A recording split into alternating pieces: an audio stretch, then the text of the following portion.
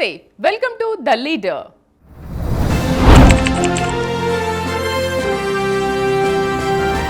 ఒకప్పుడు silver screen మీద విలన్లను చావచిత కొట్టాడు. ఇప్పుడు రియల్ లైఫ్ లో ప్రేక్షకుల నుంచి చప్పట్లు కొట్టించుకుంటున్నాడు. 60 ఏళ్ల ద్రవిడ సిద్ధాంత కోటల్ని బద్దలు కొట్టడానికి వస్తున్న తుఫానుగా కొందరు ఊహిస్తున్నారు. కానీ అదే ద్రవిడవాదానికి ఆయుపట్టుగా ఉంటానని విజయ్ అంటున్నాడు. తమిళ రాజకీయాల్లో ఎంతో మంది వచ్చారు, పోయారు. ఇప్పుడు తలపతి విజయ్ వంతు వచ్చింది. తమిళ వెట్రి కళగం టీవీకే అనే పేరుతో రాజకీయ రంగ ప్రవేశం చేశాడు. మరి సీఎం అవుతాడా, లేక సీఎంగా ఎవరుండాలో నిర్దేశిస్తాడా? రాజకీయాల్లో రాణించే శక్తిగా ఎదుగుతాడా? నటుడిగా మంచి కెరీర్ను పాడు చేసుకుని ఎందుకొచ్చానా అని బాధపడతాడా?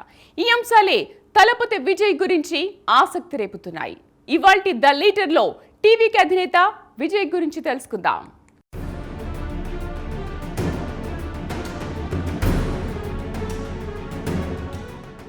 అందరి కన్ను ఆ కుర్చీ మీదనే ఉంది. డిఎంకే అధినేత స్టాలిన్ ఆసీనుడై ఉన్నటువంటి సీఎం కుర్చీని ఆక్రమించుకోవాలని బీజేపీ ఆధ్వర్యంలోని ఎన్డీఏ ఎదురుచూస్తుండగా ఇండియా అలయన్స్లోనూ ఏకాభిప్రాయం కరువైపోయి సిగపట్లకు దారితీస్తోంది.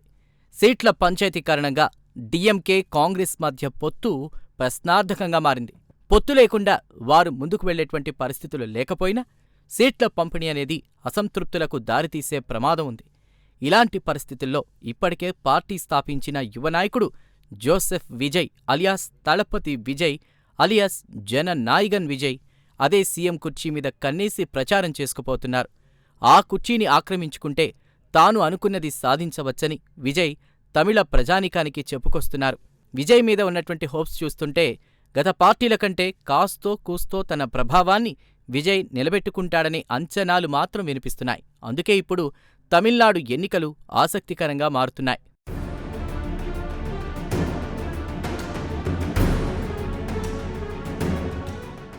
తమిళనాడు రాజకీయం అంటేనే సిల్వర్ స్క్రీన్. ఒక ఎంజీఆర్, ఓ కరుణానిధి, మరో జయలలిత. వీరంతా తమిళ రాజకీయాల్లో బలమైన ముద్ర వేసిన నాయకులు.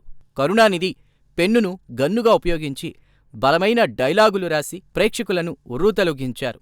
ఎంజీఆర్ గాని జయలలిత గాని వెండితెర సామ్రాజ్యాన్ని ప్రజాస్వామ్యానికి బాటలు పరుచుకుని ముఖ్యమంత్రులుగా రాణించారు. ఆ తరువాత కెప్టెన్ విజయకాంత్, శరత్ కుమార్ లాంటి వారు పార్టీలు పెట్టినా అవి అంతగా నిలదొక్కుకోలేకపోయాయి. ఇటీవల కొంతకాలం క్రితం కూడా ఇద్దరు సూపర్ స్టార్లు కమల్ హాసన్, రజనీకాంత్ కూడా పోటాపోటీగా పార్టీలు పెట్టే వాతావరణం కనిపించింది. అయితే రజనీకాంత్ తన ఆరోగ్య పరిస్థితుల దృష్ట్యా వెనక్కి తగ్గారు.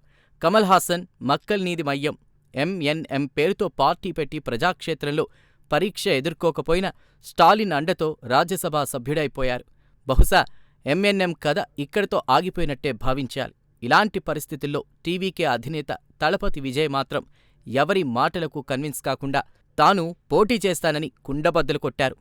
ఎవ్వరితోనూ పొత్తులు ఉండవని ప్రకటించారు. ఇప్పటికైతే విజయ్ తెలివైన పాచికలే వేస్తున్నాడని చెబుతున్నారు విశ్లేషకులు. కానీ అసలైన పరీక్ష ఎన్నికల తర్వాతే ఎదుర్కొనే అవకాశం ఉందని గమనించాలి.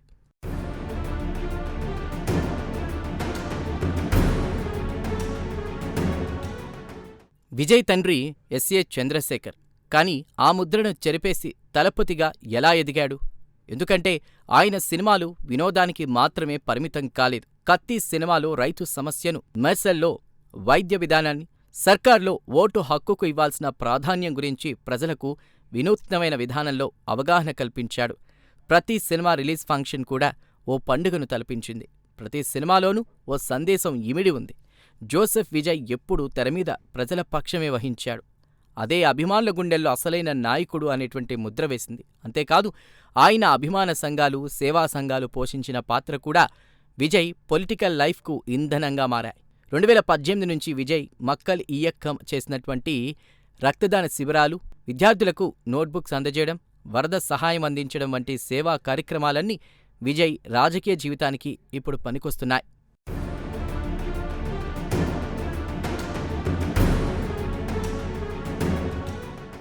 విజయ్ రాజకీయ పార్టీని స్థాపించడం ఆసక్తికరంగా సాగింది. 2024 ఫిబ్రవరి 2న తమిళగ వెట్రి కళిగం పేరుతో పార్టీని స్థాపించాడు.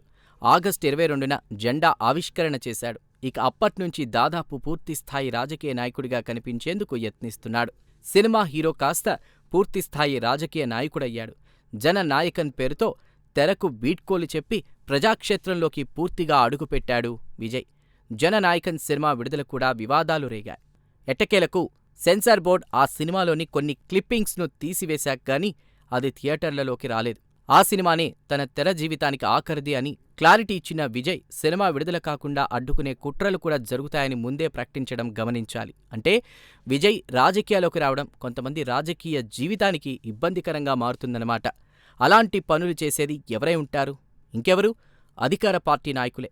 అటు కొద్ది నెలల క్రితం తన రాజకీయ ప్రచార కార్యక్రమంలో భాగంగా కరూర్లో జరిగిన బహిరంగ సభలో తొక్కిసలాట, ప్రాణనష్టం వంటి అంశాలు విజయ్ రాజకీయ అరంగేట్రాన్ని ప్రశ్నార్థకం చేశాయి. అప్పటికి పెద్దగా అనుభవం లేని విజయ్ దాదాపు నెల రోజుల తరువాత బాధితులను పరామర్శించడానికి వెళ్లాడు. బాధితులను కలవడానికి తనకు ఎందుకు ఆలస్యమైందో కూడా వివరణ ఇచ్చుకున్నాడు. ఆ ఘటన తరువాత బాధితులకు ఒక్కొక్కరికి పెద్ద మొత్తంలోనే విజయ్ కార్యాలయం సహకారం అందించింది. దీంతో తన మీద ఏర్పడిన నెగటివ్ని కాస్త అధిగమించేందుకు విజయ్ పెద్ద ప్రయత్నమే చేశాడనే చెప్పాలి.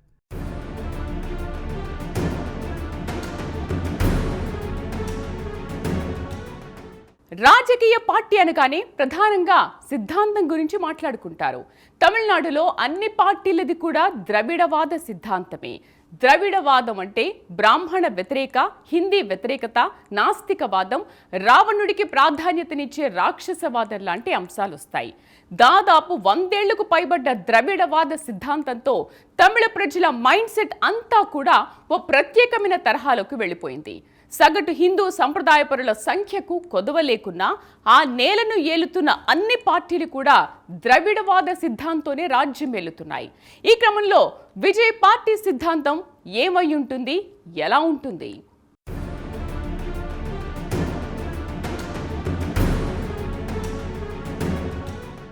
తమిళనాడులో అందరి మూల సిద్ధాంతం కూడా ద్రవిడవాదమే. విజయ్ తొలిసారి పెట్టిన రాజకీయ సభ వేదిక మీద కూడా పెరియార్, అంబేద్కర్, కామ్రాజ్, వేలు నాచియార్ వంటి తత్వవేత్తల ఫోటోలే పెట్టారు.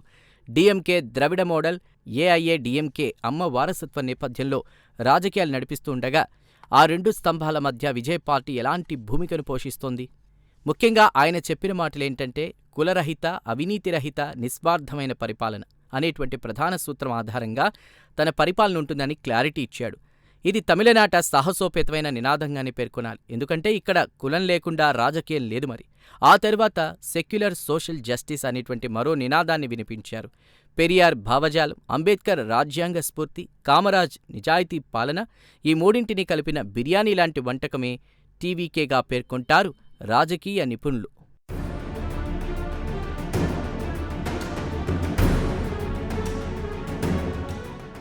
ఇక మూడో సూత్రం విషయానికొస్తే మహిళల అభివృద్ధికి చేయూతనివ్వడం, సంక్షేమంలో వారికి ప్రాధాన్యమివ్వడం. నెలవారీ ఆర్థిక సాయం, ఉచిత బస్సు, ఉచిత ఎల్పీజీ వంటి ఆఫర్లు డీఎంకే మోడల్కు దగ్గరగా ఉన్నా మాట ఇస్తే నిలబెట్టుకుంటాం అని చెప్పేటువంటి గ్యారంటీని కూడా యాడ్ చేస్తున్నారు విజయ్. పార్టీ విధానాల పరంగా చూస్తే ఇవేవి గొప్ప అంశాలు కాకపోయినా మహిళలను ఆకర్షించే అంశాలుగా చెప్పుకోవాల్సి ఉంటుంది. ఇక విజయ్కుండే బలం విషయానికొస్తే ఆయనకు 3 బలాలున్నాయనే చెప్పుకోవాలి. అందులో ఒకటి 2 కోట్లకు పైగా ఆయనకున్నటువంటి యువ అభిమానులు. ఇక రెండోది యాంటీ ఇంకంబెన్సీ ఓటు, అంటే ప్రభుత్వ వ్యతిరేక ఓటును ఆకర్షించే వ్యక్తిగా తయారవ్వడం. ఇక మూడోది సినిమా ద్వారా నిజాయితీపరుడని ఏర్పడిన ఇమేజ్. ఇవన్నీ ఓటర్ల మైండ్ సెట్ను ప్రభావితం చేస్తాయి. మిగతా వారికన్నా విజయ్కి తేడా ఏంటి అనే అంశాలను తూకం వేస్తాయి. ఆ తూకంలో ప్రజాభిప్రాయం విజయ్ వైపే ఉంటుందని తేలిపోతోంది. ఇక బలహీనత విషయానికొస్తే ఆయనకు సినిమా అభిమానులే తప్ప క్షేత్రస్థాయిలో క్యాడర్ లేకపోవడం పెద్ద మైనస్ పాయింట్. దీంతో 23వ తేదీన జరిగే అసెంబ్లీ ఎన్నికలలోగా పార్టీని బూత్ లెవెల్ దాకా తీసుకువెళ్లగలరా అనేటువంటి అనుమానాలకు తావిస్తోంది.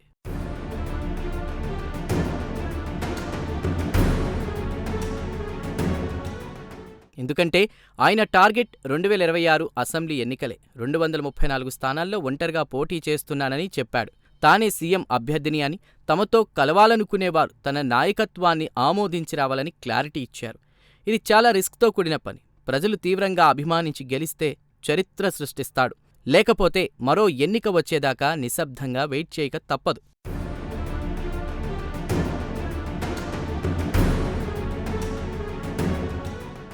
ఇక సినిమాల ద్వారా జనాభిప్రాయాన్ని ప్రభావితం చేసేందుకు విజయ్ చాలా ఏళ్లుగా కష్టపడుతున్నాడు. రాజకీయంగా పలు సంచలనాలకు, కొన్ని వివాదాలకు కేరాఫ్ అయ్యాడు విజయ్. మెర్సెల్ సినిమాలో జీఎస్టీపై వేసిన ప్రశ్న దేశవ్యాప్త చర్చగా మారింది. సర్కార్లో ఉచితాలపై వ్యంగ్యాస్త్రాల కేసులకు దారితీసింది. ఆయనపై ఐటీ దాడులు జరిగినప్పుడు అభిమానులు రాజకీయ కక్ష్యాన్ని రోడ్డెక్కారు. అయితే సినిమాలో కామన్ మ్యాన్ చేత చప్పట్లు కొట్టించుకున్న విజయ్ రాజకీయ క్షేత్రంలోకి వచ్చిన తర్వాత ఫక్తు రాజకీయ పార్టీల్లానే ఉచితాల పాట పాడుతున్నారు. అయితే రాజకీయ అవసరాన్ని పక్కన పెడితే ఆయన సినిమాలు, నిర్ణయాలు అన్నీ కూడా ఆయన్ని సామాన్యుడి గొంతుకగానే చూపించాయి. అదే సమయంలో విమర్శలు కూడా వచ్చాయి. విజయ్ కులం గురించి మాట్లాడకుండా సోషల్ జస్టిస్ ఎలా సాధ్యం అని ద్రవిడ ఉద్యమకారులు ప్రశ్నిస్తున్నారు. 4 సినిమా డైలాగులతో సీఎం కాలేరు అంటూ ప్రత్యర్థులు ఎద్దేవా చేస్తున్నారు.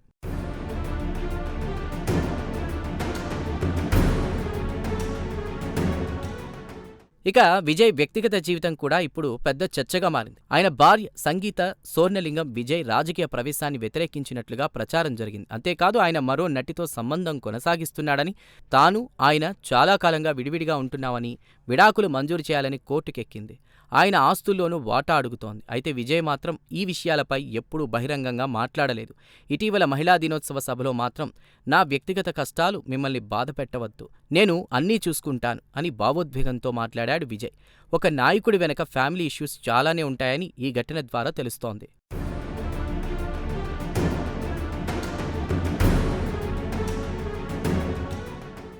ప్రముఖ నటుల జీవితంలో ఉన్నట్టే విజయ్కి వ్యక్తిగత జీవితంలో ఒడిదుడుకులు ఉన్నాయి. అయితే ఆ ఒడిదుడుకుల దగ్గరే తాను ఆగిపోవడం లేదు.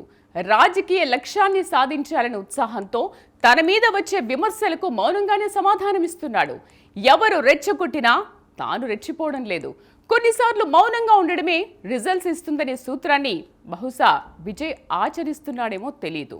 అయితే ఒక్కటి మాత్రం నిజం, అదేంటంటే పార్టీ ప్రారంభంలోనే ఏ పార్టీకి రానంత మైలేజ్ మాత్రం విజయ్ సొంతం చేసుకున్నాడు. పలు సర్వేలు చెబుతున్న ప్రకారం ఆయన పార్టీకి 13% నుంచి 33% వరకు ప్రజా మద్దతు ఉన్నట్టు వివిధ సర్వేలు చెబుతున్నాయి. మరి ఆ వివరాలేంటి ఇప్పుడు చూద్దాం.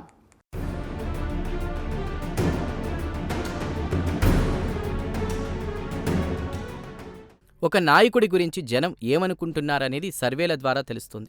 తమిళనాట కొత్తగా దూసుకొచ్చిన టీవీకే గురించి ఆ పార్టీ కంటే కూడా ఇతర పార్టీల్లోనే ఆసక్తి ఎక్కువగా ఉంది.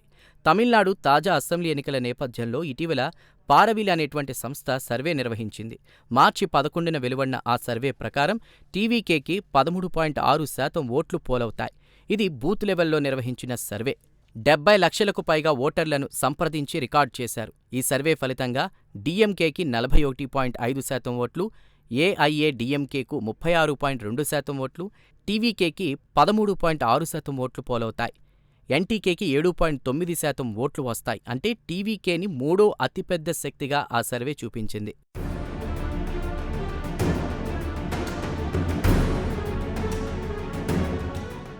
ఇక లోక్పాల్ సర్వే ప్రకారం టీవీకేకి 19 నుంచి 24% ఓట్ షేర్ ఉంటుంది.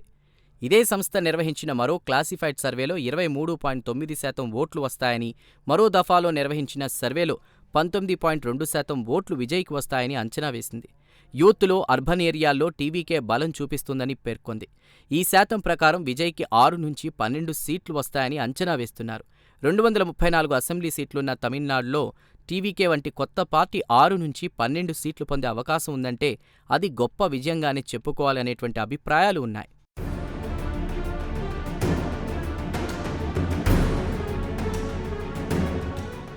అయితే విజయ్ విషయంలో వస్తున్న సర్వేలను చూస్తే అదేమంత ప్రభావం చూపే లెక్కలు కావు అనే అభిప్రాయాలు కూడా ఉన్నాయి.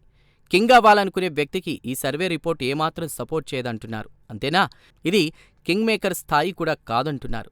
కానీ ద్రవిడ ద్వయంగా చెప్పుకునే డీఎంకే, ఏఐఏడీఎంకే మధ్య ఓటు విభజన తీసుకురావడం ఖాయంగా పేర్కొంటున్నారు. యూత్ ఓటర్లు, మైనార్టీలు, నగర ఓటర్లలో బలమైన ఆల్టర్నేటివ్గా నిలబడ్డం వంటి లక్షణాలతో రాజకీయంగా టీవీకే భవిష్యత్తుకి బలమైన ఫౌండేషన్ పడుతుందనే అభిప్రాయాలు బలంగా వినిపిస్తున్నాయి.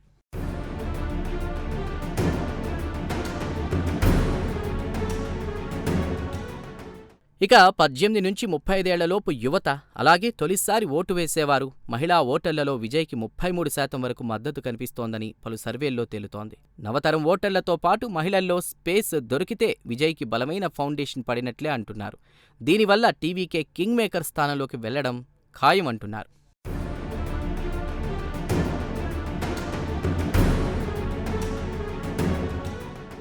మరోవైపు లోక్పోల్ సర్వేలు మరింత ఆశావహంగా చెబుతున్నాయి. విజయ్కి 19 నుంచి 24% ఓట్లు పోలవుతాయని అంటున్నారు. ఇది అసెంబ్లీలో దాదాపు 12 సీట్లుగా మారే అవకాశం ఉండగా 60 ఏళ్ల ద్రవిడ కోటల మధ్య టీవీకే రూపంలో కొత్త తుఫాను పుట్టుకొస్తుందని, అయితే ఆ తుఫాను ఎంత దూరం వెళుతుందనేది మాత్రం చెప్పలేమనేవారు కూడా ఉన్నారు. అయితే సీట్ల సంఖ్య ఆధారంగా టీవీకే పాత్రను అంచనా వేయరాదని, తమిళనాడు రాజకీయాల్లో కొత్త అధ్యాయం మొదలైందనే సంకేతంగా భావించాలని చెబుతున్నారు.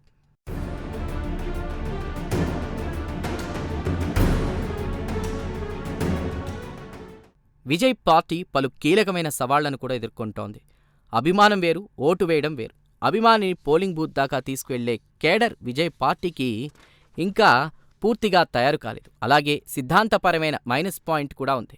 ద్రవిడనాట పుట్టిన పార్టీ అయినందువల్ల కుల నిర్మూలన ఎలా అనేటువంటి ప్రశ్నకు స్పష్టమైన రోడ్ మ్యాప్ రూపొందించుకోవాలి. కానీ అది జరగలేదు.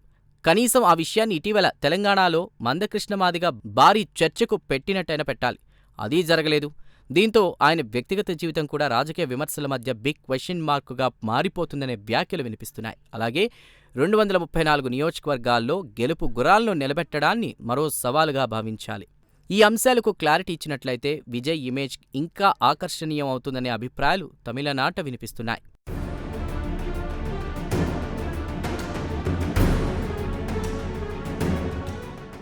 తలపతి నుంచి జననాయకం దాకా ఇది ఒక్క వ్యక్తి చేస్తున్న ప్రయాణం కాదు, కోట్లాది మంది అంచనాలతో మొదలైన ప్రయాణంగా భావించాలి. ఎందుకంటే రాజకీయాలను శాసిస్తున్న డబ్బు ప్రమేయాన్ని బద్దలు కొడతాను అన్నాడు. అలాగే కుటుంబ పాలనను అంతం చేస్తానన్నాడు. కులం లేని సమాజాన్ని నిర్మిస్తాను అని హామీ ఇచ్చాడు.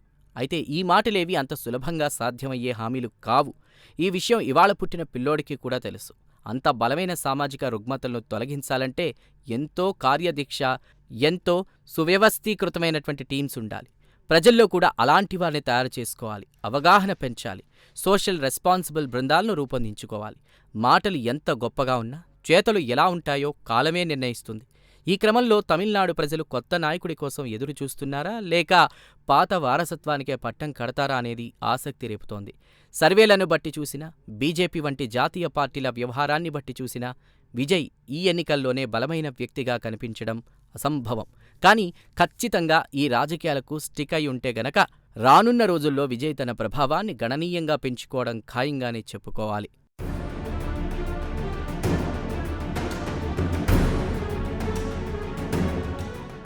ఒక యువ నాయకుడు పార్టీ పెట్టాడంటే కనీసం 10 ఏళ్ల పాటు ప్రజాక్షేత్రంలో కష్టపడాలి. ప్రజల గుండె చప్పుడును ప్రత్యక్షంగా వినాలి.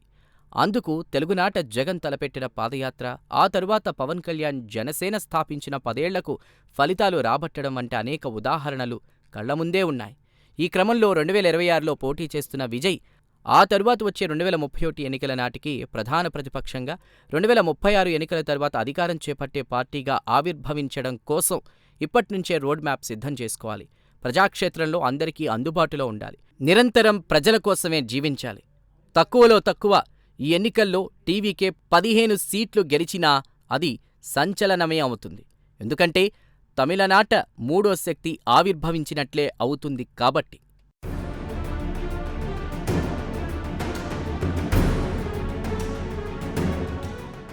ఇదంతా జరగాలంటే విజయ్ తన మీద ఉన్న సినిమా ఇమేజ్ని ప్రజా నాయకుడి ఇమేజ్గా ఎంత త్వరగా మార్చుకుంటాడో అనే దానిపైనే ఆధారపడి ఉంది. కమల్ హాసన్, విజయకాంత్ లాగా మధ్యలో ఆగిపోతారా, లేక ఎంజీఆర్ లాగా శిఖరాన్ని అధిరోహిస్తాడా అన్నది విజయ్ వేసే అడుగులపైనే ఆధారపడి ఉంది. ఈ నెల 23న తమిళనాడు అసెంబ్లీ ఎన్నికలు జరుగుతున్న దరిమిలా మే 4న వచ్చే ఫలితాల తర్వాత ఏం జరుగుతుందో దాన్ని బట్టి ప్రజలు ఓ అంచనాకు రావచ్చు. ఇది ఇవాల్టి ద లీడర్ కార్యక్రమం. మరో ఎపిసోడ్లో మరో లీడర్తో కలుద్దాం. నమస్తే.